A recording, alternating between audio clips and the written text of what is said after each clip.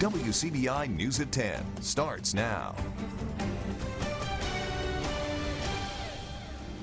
Thank you for joining us tonight at 10. Iran making an attack on U.S. troops in retaliation for the U.S. killing of its top general. Just this afternoon, President Trump again warned Iran they would be hit hard if they struck American targets. CBS's Natalie Brent is on Capitol Hill, where the administration began briefing lawmakers before this latest escalation. Iran claimed responsibility for an attack on U.S. targets in Iraq after threatening retaliation for the killing of its top general last week. Tuesday night, Iranian state television aired this video of what it said were missiles being fired. It's a show of use of force that we will go toe-to-toe, tit for tat with you. The Pentagon confirms more than a dozen ballistic missiles were launched from inside Iran against U.S. and coalition forces in Iraq. One target was in Erbil in northern Iraq. We heard two large explosions here. Shortly after those explosions, we also saw helicopters in the air, too, buzzing Erbil. The other target was the Al-Assad Air Base, about 100 miles northwest of Baghdad. It's home to U.S. service personnel. President Trump made a surprise visit to the base in December of 2018, and Vice President Mike Pence made an appearance there this past November. Prior to the attack, President Trump repeated a dire warning to the regime. If Iran does anything that they shouldn't be doing, they're going to be suffering the consequences, and very strongly. The vice president called top congressional leaders to inform them of the attacks. They had just been briefed in person about the intelligence leading up to the killing of Iran's top general. Lawmakers reacting to the attacks have questions. Right now, we're in a defensive posture. What we don't know if this is the first of more than one wave. I am questioning whether or not the Trump administration has a coherent strategy for what to do next. Late Tuesday, President Trump was meeting with his top advisors at the White House. Natalie Brand, CBS News, Capitol Hill. Iran's foreign minister tweeted the action was taken in self-defense for the killing of its citizens and senior officials. He said the regime does not want escalation or war, but will defend itself against aggression. Here at home, new details in the indictment against the Aberdeen mayor, Maurice Howard. We first told you about the charges against him back in October. Howard faces a court date in February for allegedly embezzling more than $3,000 from the city. Our Quentin Smith has been following this story since it broke. He now joins us live in the studio with a breakdown. Quentin. Yes, Scott, in my hand is the 5-count indictment being brought against Mayor Howard. Now, the alleged embezzlements happened over a 5-month period from April of 2017 to September of 2017. While the charges are being brought against the mayor, he maintains his innocence and says he has receipts to prove it. The mayor is not, nor has ever been, a thief. This was Mayor Maurice Howard back in October after being arrested on embezzlement charges. Fast forward till today, he's still echoing that same message. There's no embezzlement. There's embezzle lie. These charges are false. They're erroneous claims. Details are being released on the 5-count indictment against Howard. On the first count, Howard is accused of taking just over $400 that was supposed to be used for attending a Development Authority class in Jackson. The second count states the mayor took more than $1,200 that was supposed to be used for a development trip in Michigan. On count 3, Howard allegedly took just over $1,100 that was supposed to be used for attending a Huddle House investment meeting in Atlanta, Georgia. The fourth count accuses the mayor of embezzling a little more than $360. The indictment states those funds were given to Howard to go to a 10-time conference in Alabama. The fifth and final count accuses Howard of taking $285, which was supposed to be used for attending a governor's conference in Jackson. Now, according to the indictment, Howard did not attend these events, nor did he use the money for its designated purposes. However, Howard calls all of these accusations false. He says he turned in all of his receipts regarding the trips in question. Howard claims the circuit clerk's office falsified his receipts when they turned them into the state auditor's office because they have a personal vendetta against him. It's just like this. If I feel like I can't beat you, then I have to falsify things against you to try and bring you down. It's a political assassination. It's done all over the country. You know, it just happened to be in my neck of the woods at this moment. So if I feel like I can't beat you, what's the next best thing? Let's create some falsified charges and see if they stick. The mayor says he has his receipts showing he took every trip and did not misuse a single dime. However, when asked if we could see the receipts, Howard had this to say. You say you have your receipts for these events. Is there a way we could see them? Because that'll really prove your case. Well, I'm not trying to prove my case to you. I don't have to prove my case to the media. I have to prove my case to those people in the proper places. And so this is not the court of law. This is not that time for that. The mayor tells me he pled not guilty to those charges. We asked the city clerk's office and asked him, did the mayor Howard turn in his receipts, and we're still waiting to hear back from them. Court records show Howard is expected to appear before a judge on February 11th. Scott? All right, Quinn, thank you very much. New tonight, police released the name of the person of interest in that deadly shooting that killed the stepfather of a well-known rap duo. 19-year-old Michael Jamil Ali Sullivan, police say, was arrested for murder after being released from a local psychological facility. Again, that's according to Tupelo police. Police say the shooting happened in the 500 block of Lumpkin Avenue last night. Officers say they found 62-year-old Floyd Sullivan dead and with gunshot wounds. Sullivan is the stepfather of rappers Sway Lee and Slim Jimmy, the duo better known as Ray Shremmerd. The shooting is still under investigation. It is a nice and cold night already, seeing a clear sky on our Columbus sky cam this evening. Temperatures have already fallen quite a bit, and that is thanks to high pressure being in control and not really anything in the way of clouds or rain. This is a great setup to have temperatures fall quickly once the sun sets. Already down to 35 in Columbus, 38 in Jackson, 39 in Memphis. Heading forth, we're quiet and chilly tonight with some sunshine returns tomorrow, but severe weather and heavy rain is in the forecast for the region. We'll talk about that and more coming up later on in the show. All of the ongoing concern about state prisons serves as a backdrop to the start of the new legislative session. Courtney Ann Jackson has a look at some of that Capitol chatter. There's a laundry list of all the priorities if you ask lawmakers looking to have a clean slate for a new term. We talked about workforce development. We've talked about brain drain. The hemp legislation that I worked on last year. On early education. The health care issues. Education and making sure that our children are provided for, that our teachers are properly paid. But each admit corrections will be on that list whether they originally planned for it to be or not. Unfortunately, we have put something off until it's a crisis. A lot of times that's how government works. We wait for a crisis, then we go solve the crisis, and that's what I think we've done here. You know, prior to all of this development, I knew that the Department of Corrections was an issue that we needed to address, that it was a balloon waiting to bust. And it may have been a good time for all of this to develop, to bring it on the radar. I think it gave us a boost without a doubt, and we definitely need to look and make sure that our correctional officers are properly paid. Lieutenant Governor-elect Delbert Hoseman wanted a better reference point and wanted to get the information firsthand. I went to Parchment on Sunday, spent a good part of the day there. I went in Unit 29 and looked at the destruction that had occurred there, and there was literally still blood on the walls there. Those are horrific conditions. The first thing we got to do, of course, is protect the guards and the inmates. And the solutions won't be free. Funding is an issue. We've known that. But like everything, we have a lot of needs in this state. But yes, it is something that we have to pay attention to. Courtney Ann Jackson, WCBI News. Both the incoming and outgoing leadership, including Tate Reeves and Delbert Hoseman, were meeting this afternoon to discuss temporary solutions for MDOC's problems.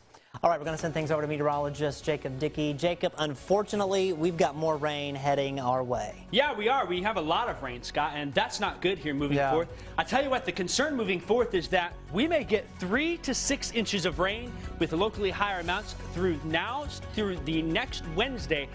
Some spots will see more than that. We'll talk about that coming up after the break. Your WCBI First Alert AccuWeather forecast with meteorologist Jacob Dickey. This evening, temperatures are down into the 30s across the region under a clear sky and with calm winds. 34 in Starkville, 38 in Tupelo, and 35 at the air base. Very much when we have a night like this ahead, that allows for some pretty efficient cooling. Temperatures will continue to fall into the low 30s across the region. I won't rule out a spot or two perhaps getting into the upper 20s out there, but very much a clear, calm, and chilly winter night. Winds will shift out of the south by morning under 5 miles an hour, really probably trending calm through the night. As we head into tomorrow, temperatures will warm up into the upper 50s and low 60s. Lots of sunshine coming. We can enjoy a nice day on Wednesday with light south winds and a beautiful day. As we head into tomorrow, then, the highs will be into the upper 50s and lower 60s. 60 in Caledonia, 59 in Octok, 61 in Walthall. Grenada also at 61. Lots of sunshine, can't complain. A great day, although the last one it seems like we'll have for a while. High pressure is in control today, and when we have a high pressure, that allows for things to cool off. Gives us lots of sunshine in the afternoon, though. Once it pushes to the east, we get south winds back. Thursday looks to be a mostly cloudy to cloudy day, and by Thursday night into Friday, there could be a few scattered showers and storms, though we will hold off the severe threat until late Friday night into Saturday. That next system coming on in is a long ways away, still 3,000 miles. There's a lot of time to travel here. If the speed of it changes by 1 mile an hour, we're talking several hours of difference in timing. So understand that timing will still change here moving forth, but we have a good idea of what the overall picture will be. Here's what we're expecting. An area of low pressure will develop to our west and carry off to the east. As it does so, late Friday night into Saturday, that's when we get the chance for some strong to severe storms.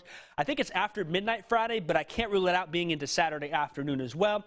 Friday during the day looks just fine, and most of Friday night as well. Severe storms will be off to our west, though, and that will be important to watch as those severe storms come on in. Still some uncertainty with timing and a bit of uncertainty with intensity, although Friday and Friday night there's a level 3 severe risk in parts of areas to our west. Our area has a level 3 risk on Saturday. That would be early Saturday morning into Saturday afternoon, I think, is the best chance. Now, this isn't the only system.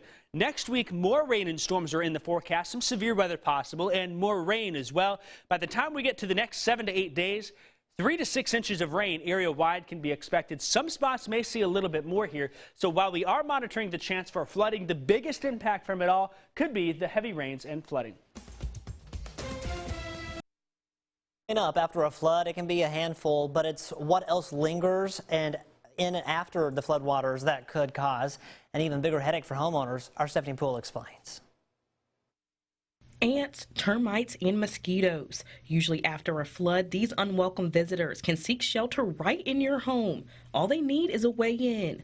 Entomologist research technician Joe McGowan says insects will navigate through the rising waters until they reach drier land. For instance, fire ants, the exotic fire ants, when they're displaced, they're able to move and form masses of ant bodies on water, and they can float around just huge masses of ants. And if you were to contact those at any given time, you'd have a big risk of getting stung. Just like ants, termites relocate to the insides of the walls and floorboards of your home. Termites can get into that where they can severely damage the foundation of a house. And the list keeps growing. Entomologist Richard Brown wants to warn folks to be on guard for the potential of other troubles that lurk after flood waters go down. When there's a flood from excessive rain, then these mosquitoes lay their eggs next to a body of water, like a lake or a river, and when it floods, those eggs will hatch. And then they'll come out in large numbers, and they all come out at one time. Brown says rats and snakes can oftentimes be found lurking through the waters too. And if they get settled in your home, damage repairs can be costly. If they can have a pest control person treat the perimeter of their home and seal up any entryways, anything that's moving and has lost its habitat because of the water, we'll be trying to find a place that's dry. Reporting in Oktibbeha County, Stephanie Poole, WCBI News. Ole Miss opens SEC play with a wild one against Texas A&M. The highlights from College Station next in sports. Here's sports with Tom Ebel. Ole Miss a little late to the SEC basketball party. Kermit Davis and the Rebels going on the road to begin conference play, taking on Texas A&M in the first half, belonging to Bree and Tyree. Clock winding down, nice ball movement. The three for the senior, 21 first half points. He outscored the Aggies. Rebels with a halftime lead. Defense leads to offense in the second half. Off the inbounds, Devontae Schuler with the steal. Goes right to the cup for two. Grown man layup. Rebels up 11, but then the Aggies go berserk. Wendell Mitchell, nice move for the lay-in, caps off a 15-0 run for Texas A&M, and the Aggies don't look back. Texas A&M hands Ole Miss its first SEC loss, 57-47. Rivalry basketball right in town. Starkville Academy facing Heritage Academy. Lady Vols in control. Lily Alpe on the steal. She goes coast to coast for the bucket. The junior scoring her 1,000th career point as a Lady Vol. Then showing off the vision off the inbounds pass. Alpe finds Carolina Wood open on the backside for two. Lady Vols cruising in the third. Heritage Academy still battling. Good ball movement. Entry pass inside to Lucy Sharp, battling through the double team. Contact plus the bucket for the and one. Starkville Academy in control from the jump, though. Lady Vols get the win 60-34. Running it back on the boys' side, a rematch of the football state championship. Heritage Academy, Starkville Academy. Pats in transition. Reed Huskinson going to find the big fella inside. Eli Acker for two. Pats take an early lead, and they'll add on to that lead. Carter Putt going to jump right into the passing lane here. Easy steal, easy bucket. Pats make an 8-point lead in the first. The Vols say anything you can do, I can do better. Jawan Yarborough, he's going to steal the entry pass. He's going to go coast to coast. Check out this move. Whoop, right past the traffic with Deuce. But the night belonged to the defending state basketball champs right before the first quarter buzzer. Acker again finishing. Patriots get the win big, 63-37. Starkville hosting Oxford. Little Egg Bowl meets soccer. First half, senior Max Mobley with the through pass to a nice run there by Luke Freeman. Does the rest. My goodness, what a goal. Chargers take a 1-0 early lead. 6-minute mark in the first half. John West Perry on the attack, crosses the ball to Freeman, finds Spencer Norris. Norris finishes off upper 90. Chargers take a 2-0 lead. They don't look back. Oxford gets the win 5-1. So Oxford looking for the sweep on the soccer pitch, running back with the ladies. First half, Chargers up 2-1. Molly Swingle, chef's kiss. Beautiful through ball to Grace Freeman, who does the rest. Right past the goalie for the goal. Chargers take a 3-1 lead. Start of the second half for Oxford. Carissa Strum, great pass for Owen, finds a running Freeman all alone. She's able to finish it off in style. 4-1 Oxford lead, but Starkville still battling in this one on their home turf. Cheryl Miller with the strike. The free kick crosses the net for the goal, but Oxford goes on to dominate 9-2. You know the famous song lyric, big wheel, keep on turning? The big wheel in context here is the big old coaching carousel around football, and Mississippi State continuing to go for a ride. One of the Bulldogs' top targets officially comes off the board to stay in the big leagues. New England Patriots special teams and wide receiver coach Joe Judge officially becomes the newest head coach of the New York Football Giants. Judge leaving an offer from Mississippi State, his alma mater, on the table. Judge, who played mainly special teams and a holder for the Bulldogs, was an assistant at West Point for 2 weeks before being hired by Alabama and eventually the Alabama Crimson Tide. So where does State go from here? Some of the hot names on the market for Mississippi State. Todd Grantham, former defensive coordinator with Florida now, and then Alabama offensive coordinator Steve Sarkisian. That's a name that's starting to pick up some steam. We'll see if the Bulldogs wrap up their coaching search this week, or we'll see where we go from here.